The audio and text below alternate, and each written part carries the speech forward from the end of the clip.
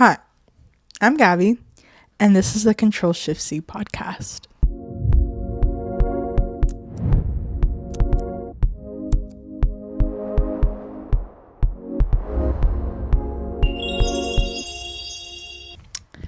So, welcome to our little comeback, as well as our 5th episode. I feel like now's a good time to add a little, not disclaimer, I guess a little update for the people that have not seen the Instagram post or anything. But yes, I know that I've been very MIA with this podcast, but Becky's on her little break right now. I don't know when she will come back, but you have me for now. So yes, today's podcast is a solo podcast, y'all. And it feels really weird. It does. I don't know how to do this by myself. But hey, first for everything. And yeah, today I'm talking about lessons learned in 2023 as we're getting ready for the end of the year. You know, like new year, new me. You get what I'm trying to put down on the table? Yeah. But I wanted to do a little twist on it. So I was like, the past couple months, I've been like thinking about like, oh, what kind of episode idea? Like, what do I want to like put out for you guys? And I remember seeing this TikTok. This was literally a couple weeks ago.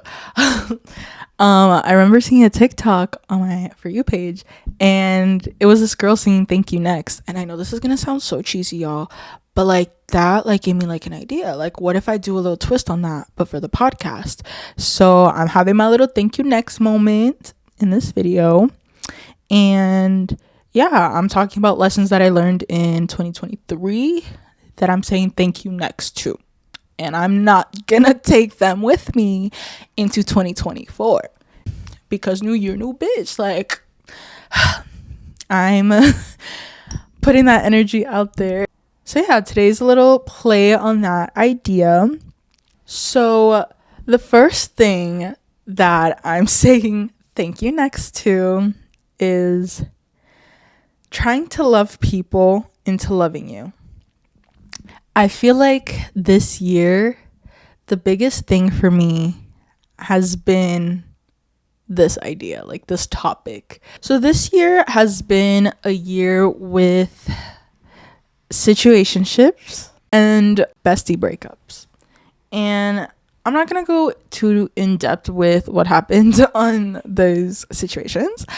But what I can say is that I noticed that things that were upsetting me in those situations, like I talked it out with my therapist, and I noticed that I have this tendency where, because of #childhood trauma, I try to make people love me through my personality because I feel like my looks aren't good enough to be able to fulfill that part of the relationship, you know? And this probably goes into like growing up as like an ugly kid. Like, I just felt like I had to overcompensate for my looks through my personality.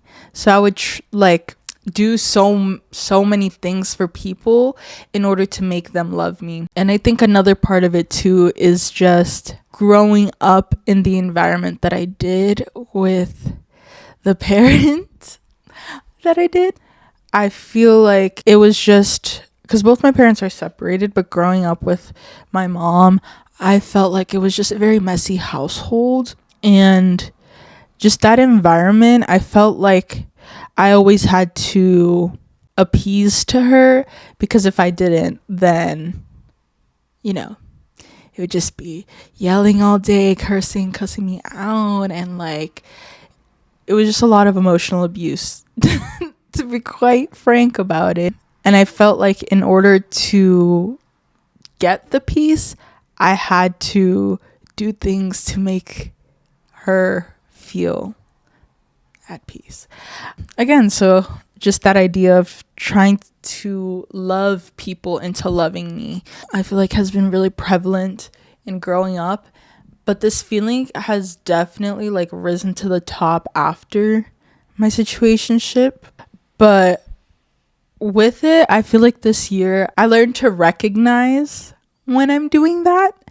And I'm currently, this is the we leave it in 2023 part.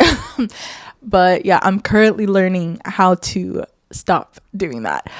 But it's a little work in progress. I never said that I was good at it. I just said that I'm not taking that habit with me into 2024.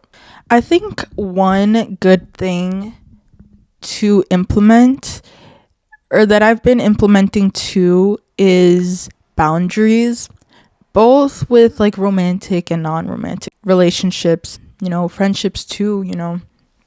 It's just enforcing boundaries. I feel like that's a really big but obvious one. With me wanting to be loved so desperately, in a way, I felt like I let people cross my boundaries and do me dirty a lot of the times. And this is where like my people pleasing also comes in. I feel like I'm a really nice person, so when people do stuff to me that is not that good, I'm just like, okay, that upset me, but don't do that. But I need to work a lot more on calling out BS when I see it and being like, if you do this again, we're no longer being friends, And even with the whole situationship, I felt like, although there's things that need to be cleared up between both people, after a couple months, I just noticed that it was really taking a toll on me and my mental health. And it was, bro, let me be frank with y'all, it was just making me go crazy. Like, I was going feral. So I decided to cut him off. And I haven't talked to this man in 6 months. So I'm praying to God that he doesn't see this, because if he does, it's a little oddly specific and he will know it's about him. But hey, if you want to talk it out, just text me. Maybe I shouldn't keep this in because it's like going back on my word. Anyways, who knows what I'm going to do with this. Point being is, I feel like I set my boundary by cutting that off, because I felt like I was getting like disrespected in a way over and over again, and I just didn't want to put up with that anymore. But yeah, even now being December too, like it being cold, and I feel like there's a tendency for like teens nowadays to like reminisce about like old partners and stuff, just because it's like cuffing season too. Like everyone's all cuddly with each other, the gift baskets, and just the season, like it's just a cozy season where it's like you want to be with like a significant other at this time. So I feel like when you're not, it's like a lot of reminiscing. But December is also like the 1 year anniversary, I guess you could say, in a way, that I knew this man.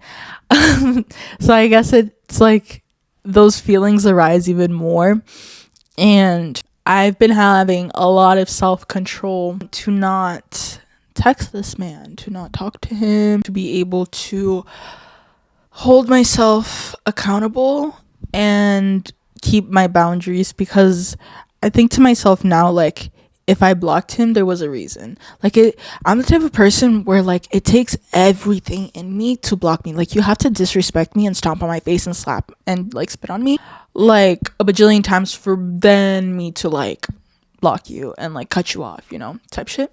So, if I did that, like, I don't feel like I should be going out of my way to text this man. I feel like that's something that I've been doing to enforce that boundary.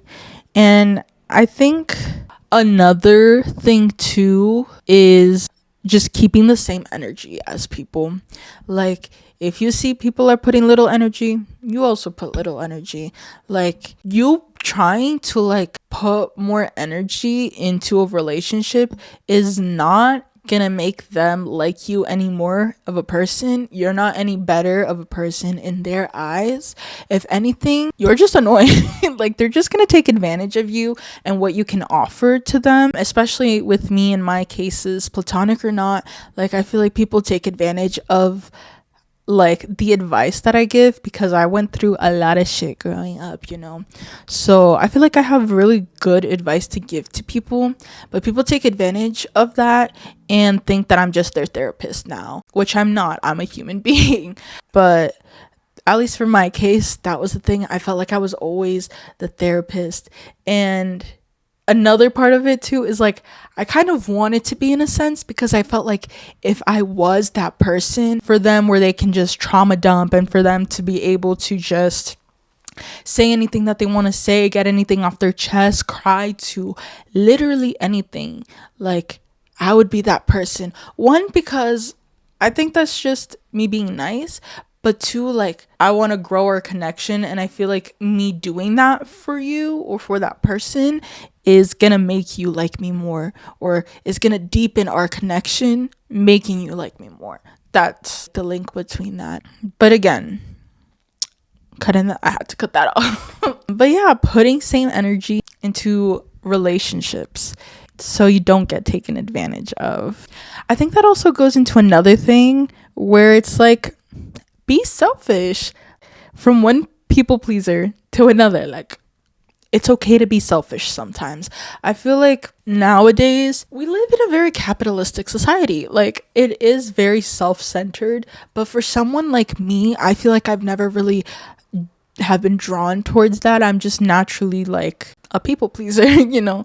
And I think that's just because of, again, like how I grew up and a bunch of childhood trauma that plays into it. But I never really had the opportunity, or at least I never took advantage of it. I guess I never took the opportunity to be selfish because I was always trying to please other. And I think just naturally too, I tend to put others on a pedestal or put others before me, and I always focus on their needs before mine, just because, I don't know, that's just the person I am. I'm just a giver naturally, and I feel like I've been learning to be selfish, do things for me. I'm gonna put my time first. I'm gonna put my priorities first. If I can't do this thing, sorry, I'm not gonna cancel what I'm doing. I need to prioritize myself and my time. Oh, another way too that is a healthy way, again, to be selfish, because I feel like people are gonna twist my words. And being selfish,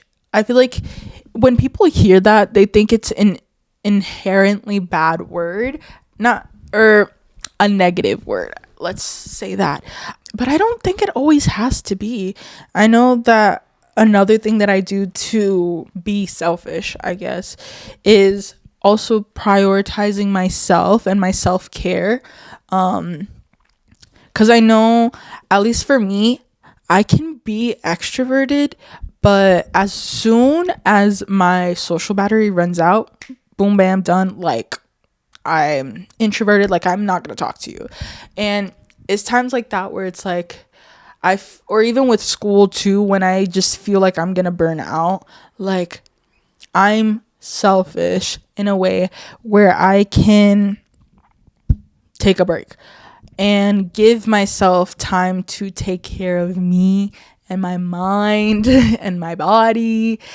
Or when like I have my therapy sessions and there's like a thing after school or my friends want to hang out, like I make sure to prioritize that over anything else, any schoolwork that I have to do that day, because that's the one time that I have for myself during the week to be able to let out my feelings and also recognize what I need to work on and learn how to work on those things, you know. So now that I have like cut people off from my life this year, I feel like I'm taking a lot of time to heal, and there have been other love interests pop up towards the end of the year, y'all.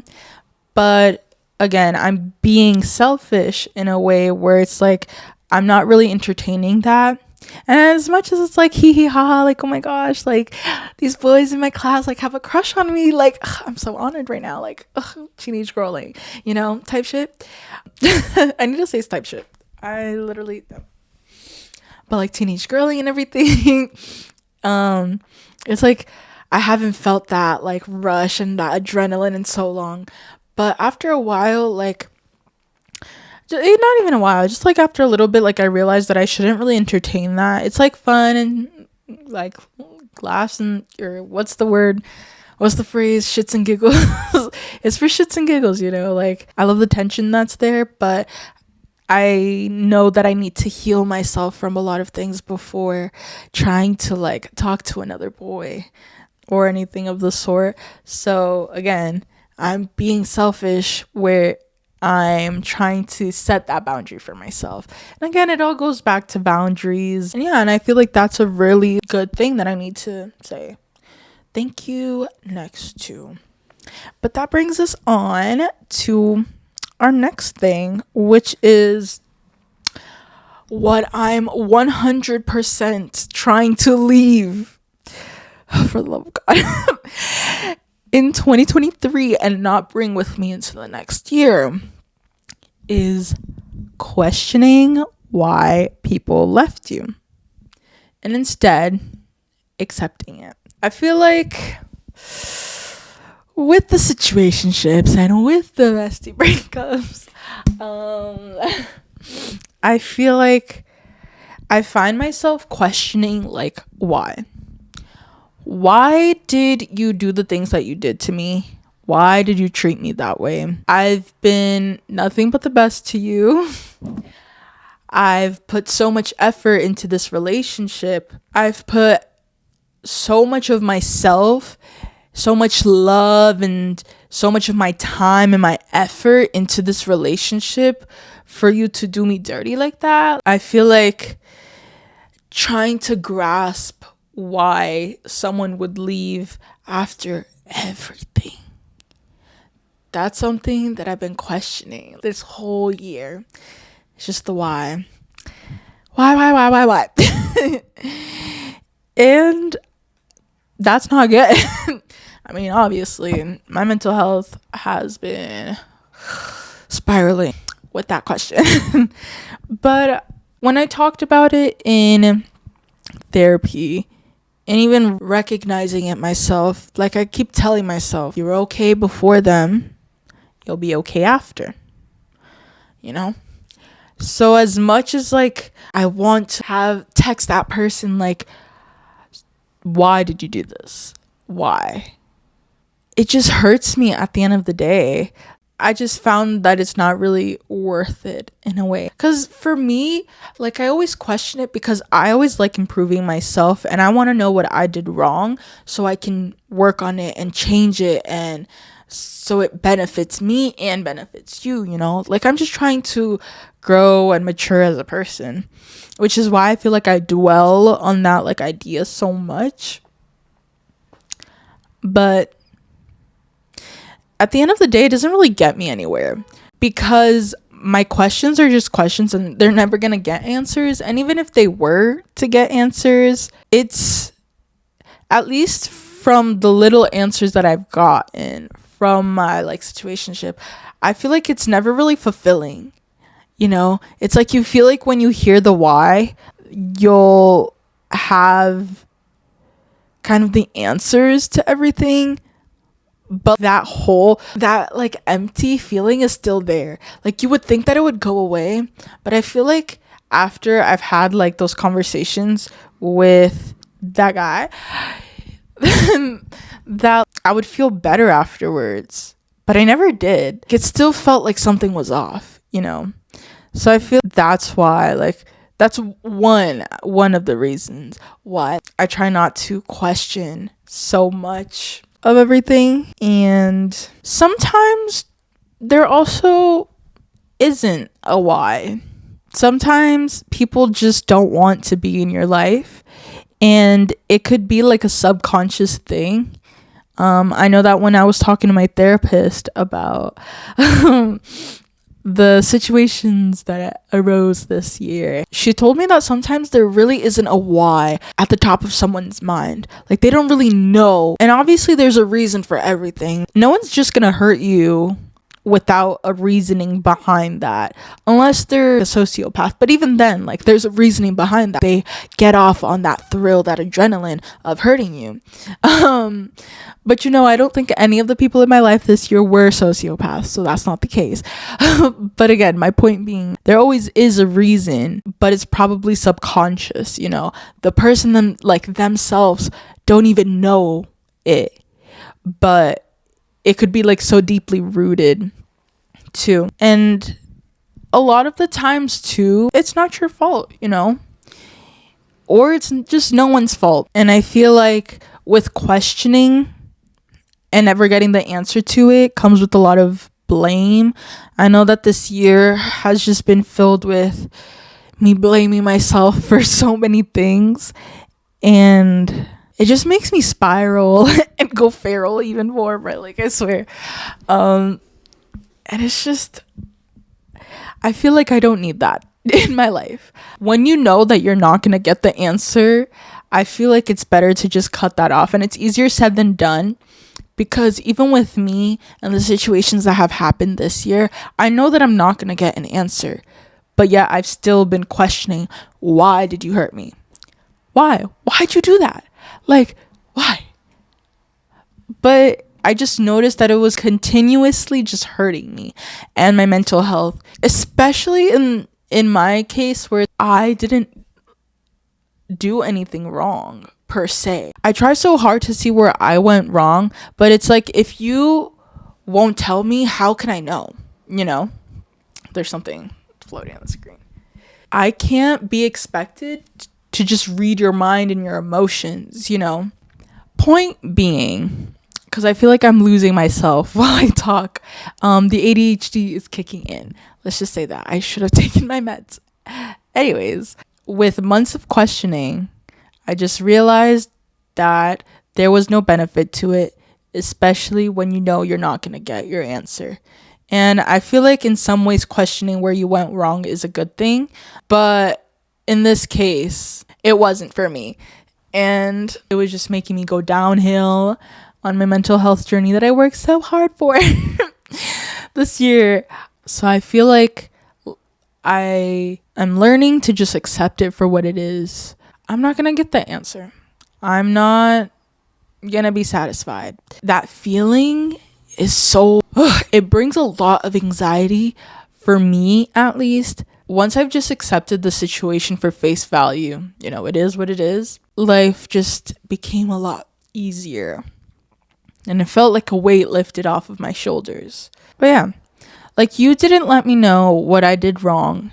And I look back and our entire relationship has been good, has been pretty healthy. If you don't tell me what's upsetting you, I can't fix that for you. And I think that's good on that. So now I want to talk about things that I do want to bring into 2024, because I feel like it's been very negative. Like, thank you, next. Things that I do not want in my upcoming year. But now I want to talk about things that I do want to bring. And I feel like a really, really big one is the just do it mentality. I feel like this year I've just been like, just do it. But wisely though. Wisely, y'all. Because, you do not want to make an embarrassment out of yourself and lower your ego. Sometimes it needs to be lowered, but sometimes it's already too low. Like, it's already low enough, girl. Like, you don't need to go even more. So I would say for me, like, this podcast was a really big thing where I was just like, yo, let's just do it. Because I'm personally, like, I'm trying to go to college for psychology, or at least that's a really big passion of mine. So whether I go into psychology or not, which I most likely will, I feel like this podcast was a really big thing for me, at least. And I don't regret it whatsoever. Like, it's honestly kind of fun. And I feel like I pondered on the idea for a couple months because I was just embarrassed, like, oh, people are gonna see me on camera and like they're gonna make fun of me, and just like also body dysmorphia. Like the first time that I saw myself on this camera, like I actually wanted to because bro, like tell me why I look so fucking ugly. Like I like it was really bad. I got severe body dysmorphia. But once I got over that, like I feel like it's a really good project. And I know we're still very small now, like extremely, extremely small. But you know, like even like walking into my classes or walking through the hallway and having people stop me and be like, oh my gosh, you're Gabby, right? Like, oh, I watch your podcast and stuff. Like I watched this episode and like I was tuning in while eating, and it was like, it's stuff like that where it makes me feel happy. Or even when they were saying like quoting certain things from the podcast and they're like, oh my gosh, like you ate with that, like I was out here thinking to myself like, girl, like you really ate that up. It's like it makes me feel like a lot better about approaching this. I feel like, I don't know, it's something that will only like grow, you know, but it'll really benefit me with college if it does go anywhere. I'm hoping it does, because it is a lot of work. Like I don't think you guys realize how much work it is, but it's a lot. But yeah, I think that's one thing that like really benefited me, just being able to put this, that I do this like on my applications. Like it really helps when I'm trying to like find jobs and stuff. So I think it's pretty good. And another thing too, even applying for jobs, I know this past summer I was debating if I should do a summer abroad through like a program from my school, or if I should work. And I needed money, I needed moolah, so I chose the job. Plus I had no money for the trip, so that wasn't even like an option. It wasn't. But yeah, I remember it was just like a couple months before like the applications for summer jobs started opening up, and just because of like my work ethic, like school work ethic, I don't know if that's even my academic life, let's just say that, because it's very vigorous, I find myself not having time, or at least I don't prioritize work, just because I work so much academically. Even on weekends, like I barely have the weekend to myself because I'm working so much and doing hours and hours of homework. So I just feel like getting like $14 an hour to work just a couple hours on the weekend isn't really worth it. And I'd rather get the one day that I have to rest and then do more academic work, you know. But anyways, I'm just rambling. Point being, it was a couple months before when I was searching for jobs and the job applications opened for the summer. I was just like, you know what, I'm gonna just apply for some random jobs because I need moolah. So that's what I did, and I literally applied to so many, okay, that's a lie, I applied to like 5 and I got into all my jobs. But this past summer I worked at a job that was using art as a way to like advocate for mental health. And let me just tell you, I don't regret it at all. Like it was like the best thing, one of the best things, the best opportunities that have happened to me. And I'm so glad that I chose this job out of all of the other like job offers that I had, because like I had so many unique experiences here. Like I know that one of my favorite things that we did was when me and like my coworkers, we all went to a recording studio and we were in there like making our own songs, learning how to produce and everything, and to like engineer your music. Like to me, that's something that I'm also really passionate about music. So to be able to have that experience and be in a studio and like actually like the soundproof and everything, being able to record like singing and everything, like that was so cool to be able to like live in that, you know. And that experience, along with like so many more that I had this summer through this job, was something that I'm really thankful for. And it adds so much character to my application for other jobs, but also for college too. Because I feel like that's something that's so unique. Like, not a lot of people get to do that, especially like me. Like, I don't really got money like that. And I'm very fortunate that I have more than some other people, but like, bro, low middle class, let's just say that's where I'm at right now. But like, point being is, I feel like for someone of my socioeconomic background to be able to like have opportunities like that, it's a really big thing. Because I know like these nepo babies, they be getting these opportunities just like at the palm of their hands. But no, like, I actually like worked for it, and it was really worth it. Like, I loved my summer job, y'all. It was the best thing ever.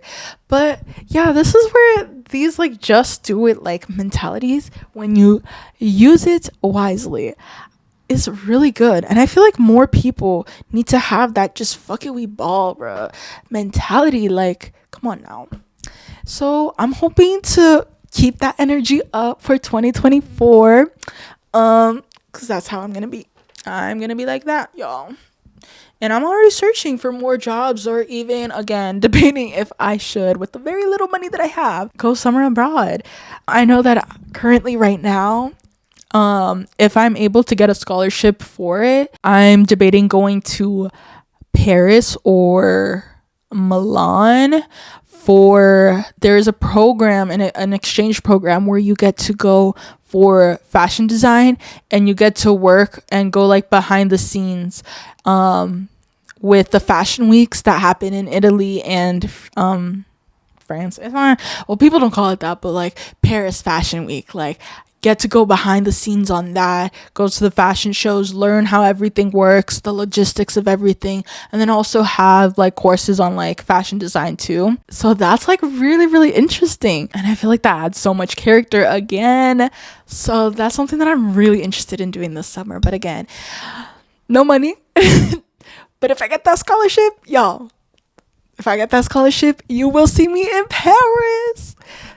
That's probably not gonna happen, but again, manifesting. Hey, applications close in like a couple weeks. But yeah, that's something that I really want to carry, that energy for 2024. And the next thing is, it's probably going to be the last one too, is to be okay with being alone. I feel like I'm still working on that, y'all. I'm by no means perfect. And I feel like to a certain extent, like, I don't give myself enough credit for the ability to be alone already. Because I feel like over the years, like, I know my friends always told me, oh, Gabby, I don't know how you can like go to restaurants and eat by yourself. Like, that's something that I've always like been really self-conscious about. And it's just something really scary for me. So like, I really admire that about you, because like, I could never see myself eating alone at a restaurant. And I feel like that's something that I forget about myself too, that to some extent I am already okay with being alone. But I feel like I tend to hyper focus on the negatives of everything. And again, I think it's just because of the relationships that I've had cut off this year brought up those feelings and like made them float to the top. So it's easier to hyperfixate on the negatives and not be grateful for what you already have. But like, looking back now, this year, like, I've been learning to be very independent and not rely on other people. Like, one example, but I've been doing this for years already, is going to restaurants by myself, because girl, if I'm hungry, I'm gonna eat. Like, I'm not gonna wait for my friends to be like, oh yeah, let's go here, or like me text my friends and then they're like, oh no, I'm busy today, like let's go some other day. Like, no, I'm hungry right now, girl. Like, I'm gonna eat right now, not tomorrow, right now. So yeah, like, I've been like hanging around Chinatown, because that's where like the good food is, and they have like really nice cafes there too. So this year, like, I've been going there a lot by myself and just hanging. I'm not always eating, y'all, like making myself like a fat ass over here in front of this camera. No, but like even with schoolwork too, that's something that I'm extremely prioritizing this school year because I did not do good last year. But I've been going to like cafes by myself. I go every single day of the school week, unless I'm just not at school, then I don't know. But I go every single day and I stay there until it closes. Like, I probably get there at around like 5ish and stay until like 11 p.m. And from that time period, like, I'm literally just doing work by myself. Like, I don't text my friends, I don't talk to anyone. I need to work on that, but that's not the point. The point is that, like, I take this time for myself. That time is where I'm bettering myself academically and I'm learning to be okay. And I feel like I already am. Like, I'm okay with just being alone.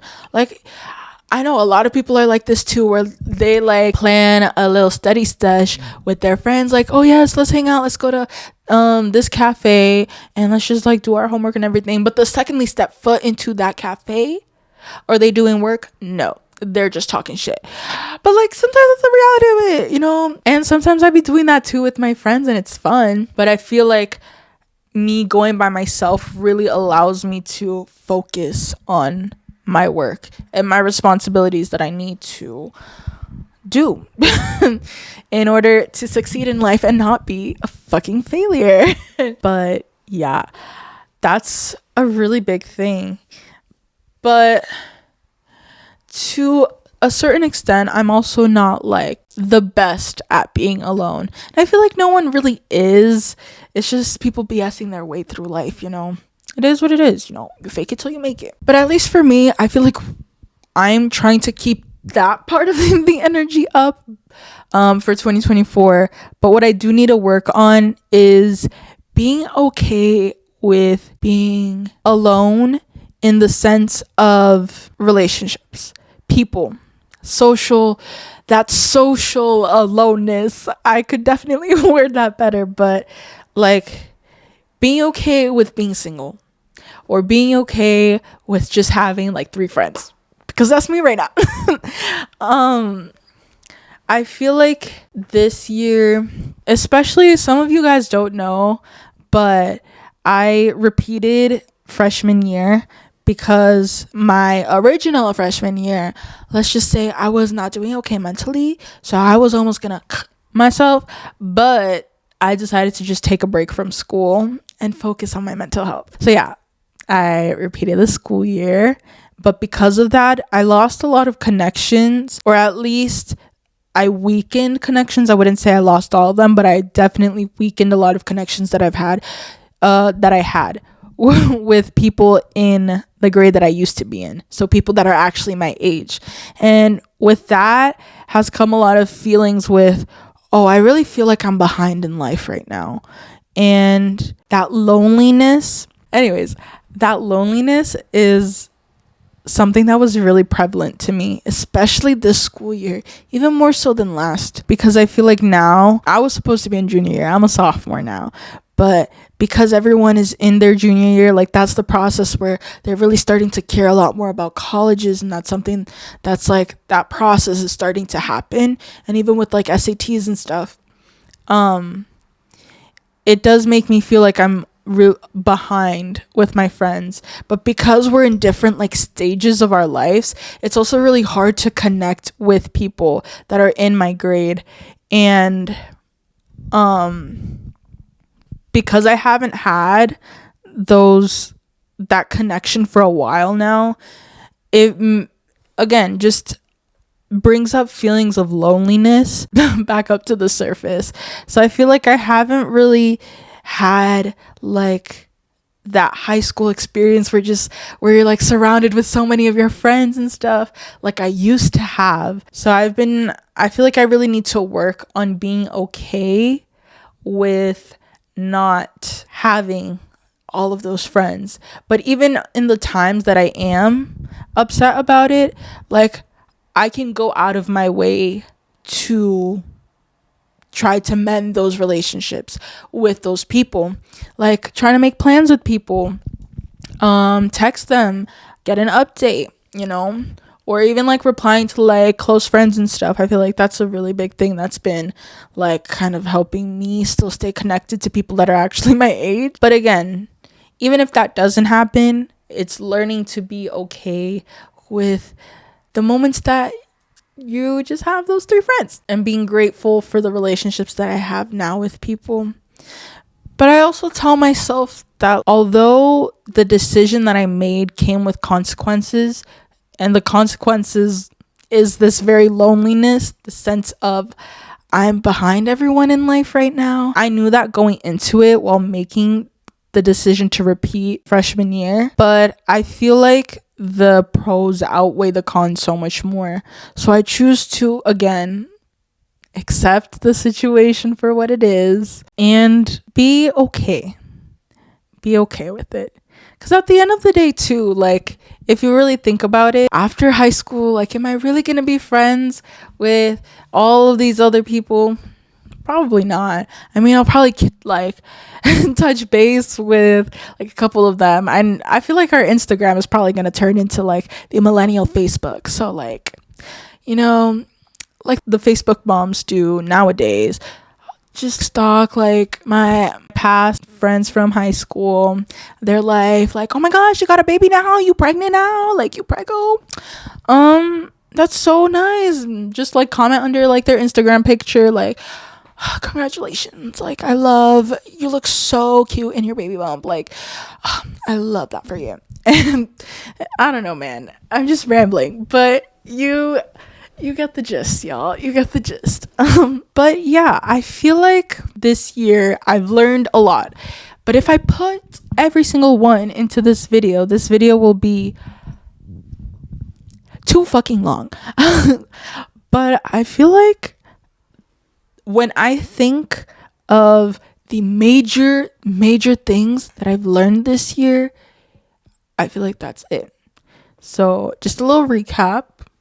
I'm saying thank you next to trying to love people into loving you. So no settling. Saying thank you next to questioning why people left you. But what we are keeping in 2024 is learning to be selfish, learning to just do it sometimes, and learning to be okay with being alone. And with that, we can already wrap up our 5th episode. I want to mention this again, but it does still feel really weird to do a podcast alone. I don't know. I feel like I need someone to banter with because my ADHD brain just be going like left and right, and I'd be forgetting. Like, I'm going to cut so much stuff out, but just know, like, I was pausing for like 5 minutes straight, just like that. But I cut that out because that's embarrassing. You guys don't need to see me doing that. But just like I was saying, learning to be okay with being alone, which even implies with this damn podcast. So yeah, I'm working on it. Y'all can give me some tips, and better topics to talk about, I guess. That's kind of it for this episode. As usual, you can catch us every other Tuesday on Spotify, Apple Podcast, and YouTube. And you can also find us at the Control Shift C Podcast on IG and TikTok. And remember, random thoughts can be important thoughts too. So let's keep the conversation going. Bye, y'all.